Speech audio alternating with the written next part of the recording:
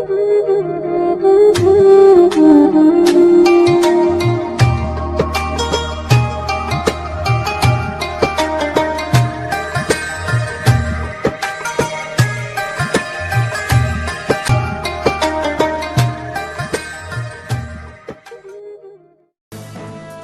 कबीर खां ख़बर शामिल कयूं पिया। गुलाम असगर होलियो जे रिपोर्ट मुताबिक़ कोटली कबीर वेझो ॻोठ माही खान बुर्दीअ में ग़रीब मिसकीन अलीगौर बुर्दीअ जे कखान घर खे ओचितो बाहि वकोड़ियो वई।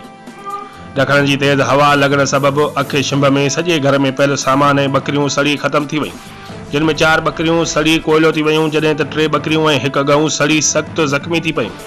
जॾहिं त हंध बिस्तरा, सिबियल अणसिबियल कपिड़ा, थाम, 50,000 कैश, पखो, सिलाई मशीन ऐं खटनि समेत लखें रुपयनि जो सामान सड़ी खाक थी वियो।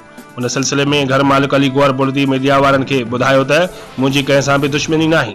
बाहि लॻण जी ख़बर कान थी पवे। ईद खां पोइ न्याणीअ जी शादी रखियल हुई, उन जे ॾाज जो सामान बि सड़ी वियो आहे।